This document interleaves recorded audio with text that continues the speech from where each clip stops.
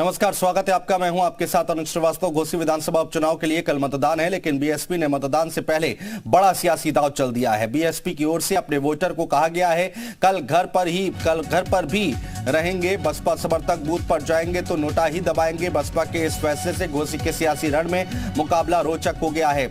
यहाँ 90,000 से ज्यादा अनुसूचित जाति के वोटर्स हैं जो नतीजों को प्रभावित करने का मादा रखते हैं।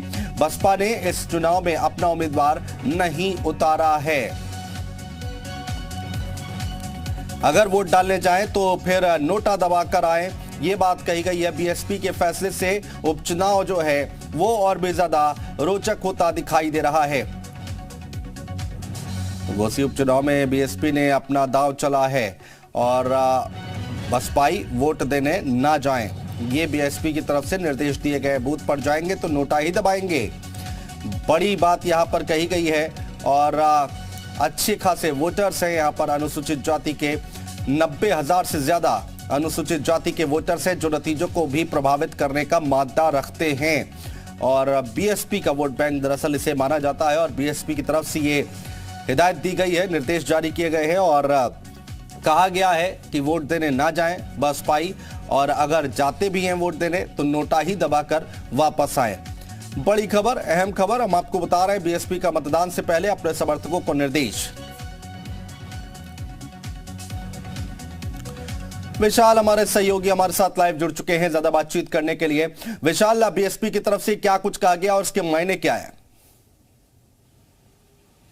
देखिए, बीएसपी ने ये बहुत साफ कर दिया है कि घोसी उपचुनाव में जो बसपा के जो कार्यकर्ता हैं और जो बसपा के वोटर हैं वो जो है इस चुनाव में वोटिंग ना करें। या तो जो है जो कार्यकर्ता हैं, जो वोटर्स हैं, वो घर पर बैठे, या अगर पोलिंग बूथ पर जाते हैं तो नोटा का प्रयोग करें। मतलब साफ है कि बसपा अपने वोट बैंक को सीधे तौर पर सहेज के रखना चाहती है। वो इस बात का इल्ज़ाम नहीं लेना चाहती है कि वो भाजपा की बी टीम है और उसके वोटर्स भाजपा को वोट करेंगे, क्योंकि समाजवादी पार्टी को जरूर कांग्रेस ने समर्थन दे दिया है, लेकिन बसपा ने सीधे तौर पर अपने आप को अलग कर दिया है। चूंकि उत्तर प्रदेश में या लोकसभा चुनाव को लेकर बसपा ने यह बहुत साफ कर दिया है कि वो अकेले ही चुनाव लड़ने जा रही है। तो ऐसे में अपने वोटर्स को के लिए सीधे तौर पर निर्देश जो है वो बसपा की तरफ से जारी कर दिए गए हैं, जिसमें यह साफ कहा गया है कि बसपा का कोई भी वोटर जो है वो ना तो सपा के प्रत्याशी सुधाकर सिंह या भाजपा के प्रत्याशी दारा सिंह को वोट करेंगे। तो घोसी उपचुनाव को लेकर बसपा ने फिलहाल एक नई स्ट्रेटजी जो है वो अपनाई है। अब ये स्ट्रेटजी आगे भी कायम रहेगी या यहीं पर ही इस चुनाव के लिए ये देखना होगा, लेकिन फिलहाल एक बड़ा ट्रम्प कार्ड जो है वो बसपा ने खेला है। क्योंकि अगर हम बात करें तो करीब 90,000 के आसपास जो वोट हैं वो घोसी में वो जो है सीधे तौर पर प्रभावित होंगे। अगर बसपा के ये कोर वोट माने जाते हैं तो यही सब तमाम चीजें हैं जिन पर जो है फिलहाल समीकरण। तो विशाल, ये 90,000 से ज्यादा जो वोटर्स हैं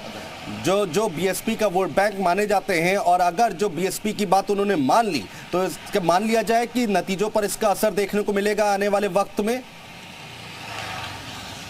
देखिए, बिल्कुल निश्चित तौर पर ये नतीजों पर असर डालेंगे, क्योंकि बीजेपी ने इसी वोट बैंक को अपने पाले में करने के लिए कोशिश की है। अगर आप देखिए तो लगातार ओम प्रकाश राजभर को इसीलिए लगाया गया था ताकि वो इस वोट बैंक को जो है अपने पाले में कर सकें। दारा सिंह चौहान को खुद एक प्रत्याशी हैं, तो ऐसे में वो भी जो है चौहान जो वोट बैंक है वो जो है उनके पाले में आ सके, इसके लिए लगातार जो है कैंपेनिंग करते हैं। लेकिन समाजवादी पार्टी के लिए भी ये एक थोड़ा सा मुसीबत वाला होगा, क्योंकि समाजवादी पार्टी के जो नेता हैं, जो पिछले नेता हैं, वो भी इस बात का दावा कर रहे थे कि वो मायावती का जो वोट बैंक है उसको ट्रांसफर करा लेंगे। तो ठीक है विशाल, रहिए आप हमारे साथ। कपिल श्रीवास्तव जी जुड़ गए हैं समाजवादी पार्टी से हमारे साथ। कपिल जी, बहुत स्वागत है आपका। कपिल जी, अब इसको कैसे देखा जाए? बीएसपी ने कह दिया अपने वोटर से घोसी में कि आप या तो वोट डालने ना जाइए और जाइए तो नोटा दबाइए। देखिए, लोकतंत्र में सभी को आजादी है अपने फैसले, और लोकतंत्र के अंदर जो जनता है वो बहुत महान है।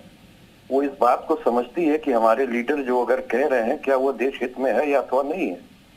क्योंकि एक तरफ अगर आप और दूसरी तरफ आप ये कहें कि बूथ पे नहीं जाना है या नोटा दबाना है, तो हम ये समझते हैं लोकतंत्र में इसके एक मजबूती नहीं, बहुत बड़ी कमजोरी मानी जा सकती है।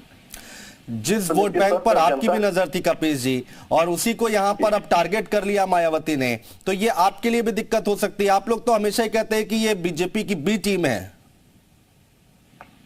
नहीं, ठीक बात है, लेकिन मैं तो आपको एक बात ये कह रहा हूं कि बात बी टीम और ए टीम की बनने की नहीं है। ये तो जनता डिसाइड करती है कि बी टीम है या ए टीम। जनता स्वयं इस बात को सोचेगी ना कि अगर आप एक लोकतांत्रिक व्यवस्था में हैं, आपकी अपनी एक राजनीतिक दल है, तो आपको अपना एक राजनीतिक दल का मेंबर उतार देना चाहिए। और अगर आपने नहीं उतारा और इस तरह की चीजें आप कह रहे हैं, तो निश्चित रूप से कहीं ना कहीं बहन मायावती जी पे किसी का दबाव है और उस दबाव के तहत उन्होंने बात कन्वे की है। लेकिन उसका कोई फर्क नहीं पड़ने वाला है। जो लोकहित और देश हित के अंदर लोग निश्चित रूप से बढ़ चढ़ के मतदान समाजवादी पार्टी के पक्ष में करने जा रहे हैं। आप लोग ये बार बार क्यों कहते हैं कि मायावती के ऊपर कोई दबाव है इसलिए वो ऐसे फैसले लेती है, हर चुनाव में उसकी झलक दिखती है? किस तरह के दबाव की बात करते हैं आप लोग? देखिए, दुनिया जानती 95% जितने भी केसेस हैं आज ईडी और सीबीआई के, वो फर्जी रूप से ही संस्थित किए गए। कोई जरूरी नहीं है कि आपने अगर भ्रष्टाचार नहीं किया है तो आपके ऊपर ना आ जाए। ये तो प्रेशर का एक राजनीतिक गेम है जिसका खुला आह्वान किया हुआ है भारतीय जनता पार्टी की सरकार।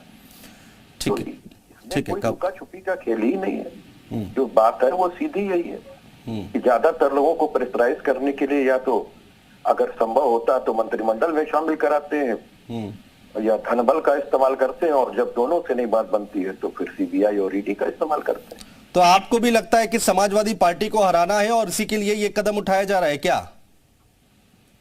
देखिए, समाजवादी पार्टी कहती है कि कोई हमारे साथ हो या ना हो, निश्चित तौर पे ये जो घोसी का चुनाव है ये समाजवादी पार्टी 50,000 मतों से ज्यादा के अंतर से जीतने गई।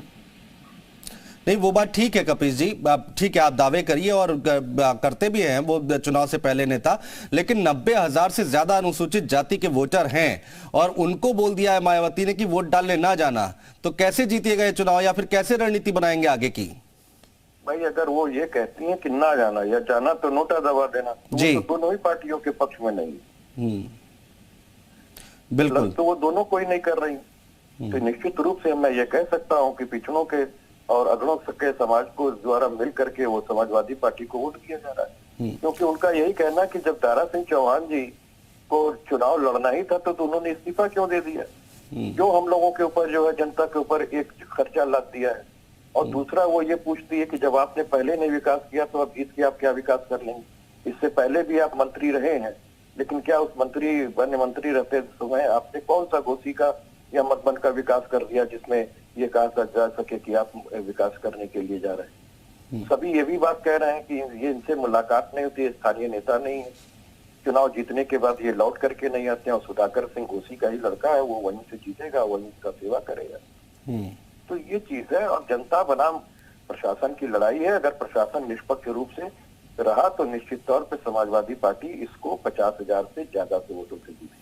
बहुत शुक्रिया कपिश श्रीवास्तव जी हमारे साथ जुड़ने के लिए, तमाम बातचीत करने के लिए, चर्चा करने के लिए। और समाजवादी पार्टी के प्रवक्ता कपिश श्रीवास्तव कह रहे हैं कि तो दोनों पार्टियों के लिए होगा, अगर कोई वोट नहीं डालता या फिर नोटा दबाता है तो दोनों ही पार्टियों पर इसका असर होगा, लेकिन हम 50,000 से ज्यादा वोटों से जीतते जा रहे हैं। विशाल हमारे सहयोगी लगातार हमारे साथ लाइव जुड़े हुए हैं, उनके पास चलते हैं। विशाल, देखिए यहाँ पर ठीक है, विशाल से संपर्क टूट गया, दोबारा बात करने की कोशिश करेंगे, लेकिन ये बड़ी खबर हम आपको बता रहे हैं। बीएसपी की ओर से एक नया दांव चला गया है और उन्होंने कहा है कि घर से या तो ना निकले, वोट ना डालें, और दूसरा उन्होंने कहा है कि अगर बूथ पर जाएंगे तो नोटा ही दबाएंगे। ये बीएसपी के इस फैसले से घोसी के सियासी रण में मुकाबला जो है वो रोचक होता दिखाई देगा। 90,000 से ज्यादा अनुसूचित जाति के वोटर हैं जो नतीजों को प्रभावित करने का मादा रखते हैं। बीएसपी ने इस चुनाव में अपना उम्मीदवार नहीं उतारा है और ऐसे में ये बात कह गई है बीएसपी की तरफ से कि आप नोटा दबाइए, तो ये अपने आप में एक बड़ी बात है और एक बड़ा दांव चला है।